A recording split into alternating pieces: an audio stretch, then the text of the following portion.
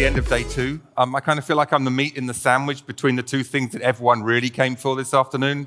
The roadmap. Thanks again, Julia. A great round of applause for Julia. That was a fantastic roadmap. And of course, next we have Brian with the best kept secret. So maybe we can get an ooh for that.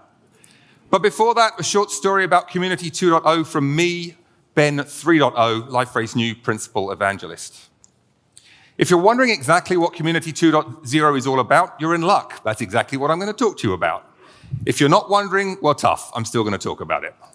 If you're wondering what Ben 3.0 is about, well, that's simple. This is the third iteration of Ben at Liferay. Version 1.0 was a sales engineer, but there's only so many times you can do a demo.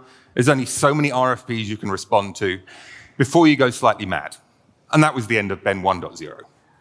And Ben 2.0 was enablement. Not all of enablement, mind you, but some of it. And then Community 2.0 came along, and the only option was to retcon Ben's 1 and 2 out of existence entirely and start over again. So hi, everybody. I'm Ben 3.0. Thank you. So before I actually talk about Community 2.0, I want to start with a simple question, or at least a question that should be simple. What is the Liferay community? And it's a little easier to talk about this in terms of what it isn't, to help everyone understand what it really is. So first up, community is not the same as Liferay Community Edition. And by that, what I mean is that the Liferay community is not the same as the Liferay Portal Community Edition, or to put it another way, the Liferay community is not just a place for users of CE. What the Liferay community is anyone who uses or is interested in using Liferay's products.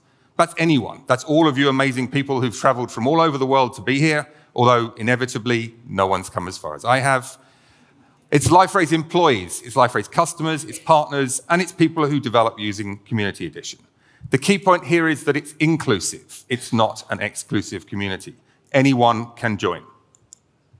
Of course, you already know this. A lot of you have been part of the community for many, many years longer than I have. And we thank you for that.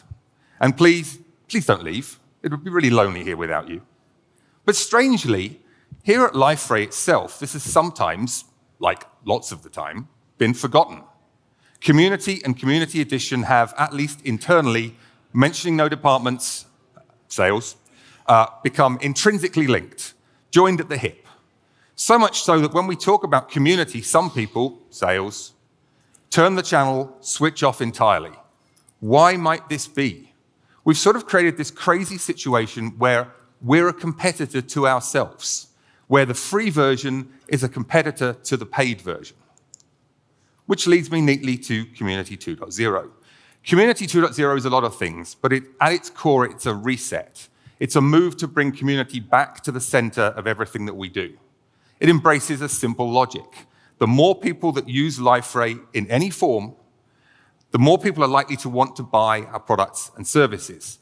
And this is actually sometimes an awkward conversation to have in this company, this group of people, particularly with this audience. But what it means is that the more people we have in the community, the more people that want to buy our products and services, the more likely we'll be here next year talking about the 2027 roadmap, and in another 10 years, and another 10 years after that. At the end of the day, while Liferay is a business, clearly, it's also clearly much more than that. It's a community. For many of us, it's a family, and it's one that keeps over 1,000 people employed. And of course, it does a lot of good things as well along the way. Of course, Liferay, the company, essentially came into being because of the community. The early adopters of Liferay Portal came to us looking for help. So we implemented a services business, a support business. They started asking for support, so we provided that for them. And then along the way, a lot of the key early contributors to the Liferay Portal project became the early Liferay employees. It's a reason why we have an office here in Madrid, another one in Recife in Brazil, and it's mainly because the key contributors to the open source project were in those locations, and that's why we have those offices. It's why we're a truly global company. So while some of us, maybe some of you would like to roll the clock back, maybe not all the way to 1985, but at least some of the way, it's a very different world now. Back then, people started developing on Liferay Portal because it was so much easier than developing on IBM WebSphere or Oracle WebLogic. It was because there was a free version, unlike what you could get from IBM or Oracle, it was so much easier to start, so much easier to get going, and it was a so much better experience as well. Well, some of us, I think there are mainly two areas that we and I can focus on.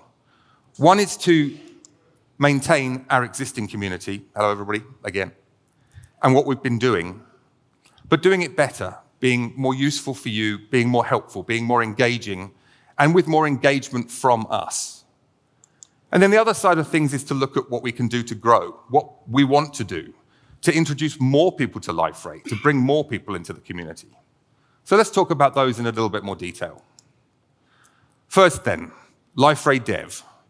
Now, I inherited this. I've made a few changes. I want to make a lot more. I want this to be a much more engaging site than it has been in the past. And no disrespect to anybody that worked on it previously, but it was kind of left to wither. It was a garden that hadn't been tended.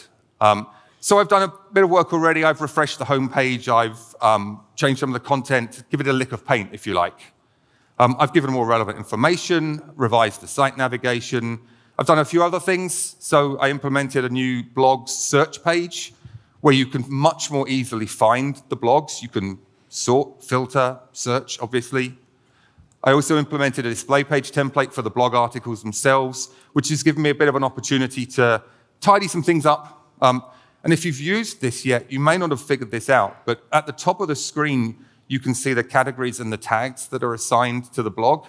You can actually click on any of those and then get returned to a pre-filtered list on the search page. So much easier to find the content and information that you're looking for. Then there's discuss.liferay.com, our new discussion forum. Recalling what I said earlier on, this is a discussion forum for everybody in the Liferay community. We're actively encouraging our employees to engage and interact on Discuss. And I'm not finished there either. There's more to come on that later on. Then there are things like the Liferay user groups, which are working really well in a few locations. Obviously, there was one here just the other day, but they're not working well in all locations. And I want to learn from what's working well and replicate that across our other areas. Something I want to fix, but I haven't had a chance to get to yet, is the code contributions and the pull requests on GitHub. We want this to be easier. We want there to be more feedback. We want to get more contributions. Then there's a project which isn't my responsibility, but it very much fits here. The recently launched bug bounty on Integrity. If you haven't found this, you can actually get rewarded for finding bugs and telling us about them. Not that we have any bugs, obviously. And for those of you that didn't know, I made a change to the quarterly release webinars when I took on the new role, and they're now open to everybody, literally everybody. There's no barrier to signing up and attending those. So you might be interested that our next release webinar is on December the 3rd. So you can go to liferay.dev. You'll see one of my blog posts. You can find the registration links for those. So I'll be running those sessions. We always run 2 so that we cover the whole world. And we also record those sessions, and they're available for review afterwards. So the maintain bit is easy. Well, it's not that easy, but you know what I mean. But then there's the grow part. And this is much less easy. You'll see in a second that this is really more of a philosophy, a philosophical change. And it requires that Liferay changes the way that it thinks internally. First, we have to stop competing with ourselves. There's no more DXP versus CE, and that's a promise. Okay, that's a real promise. That's not helpful to anyone, least of all us.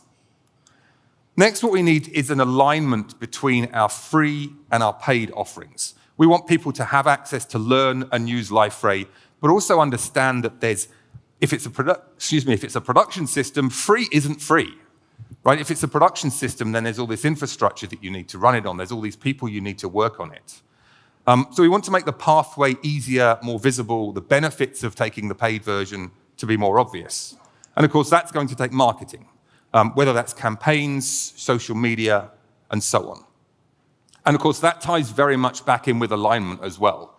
One of the things I want to do, and one of the things I'm already doing, is working with marketing to ensure that whatever they're doing from a focus on the paid version, I can do something similar with a focus on the free version so that we're actually talking to each other.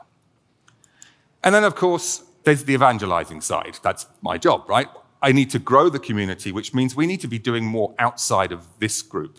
We need to be talking at non-Liferay events. We need to be doing more social media and so on. And then, of course, the final thing that is really important is open source. Liferay is open source. We continue to be open source. We will continue to be open source. Okay, so here's my idea. To remove the barriers, to make the pathway from being a free user to being a subscriber, to be easier for those that want it, and it starts with the free tier. And then above the free tier are all the options that are available to be purchased, which obviously includes the core product subscription, it includes add-on features and capabilities, the opportunity to leverage our cloud-native capabilities to run in any cloud, or to run in Liferay's cloud, to the services you get from us, to the support you get from us, and so on. But it's a really simple proposition.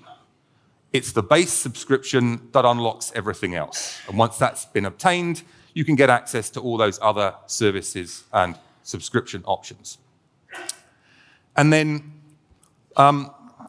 jumping the gun slightly, we also plan next year to introduce a new plan to reduce the gap between free and paid, to make the pathway easier still. And what we're also going to be doing is releasing the free version every quarter. So everybody will have access to Liferay each quarter. The first release of each quarter will be available to everybody to use on that free tier. And that's almost all I had. Not quite. In classic style, there is one more thing. And this is live now, literally. Monday, we turn this on. It's not just we're going to launch this soon, we really did this. It's our new product ideas category in Discuss. And this is now the primary way that anyone can bring their feature suggestions, their ideas for new capabilities, anything you can think of that Liferay might benefit from having that it doesn't already. Everybody will be raising their product ideas in Discuss. Our product team will be proactively monitoring and triaging topics. So that will be a rotating group of our product managers who will be logging in to Discuss, who will be checking the new product ideas, evaluating whether they address a valid business need, if they're aligned with our roadmap, and if they are, we'll then track them internally inside Jira. You'll be able to vote on these, to add your comments.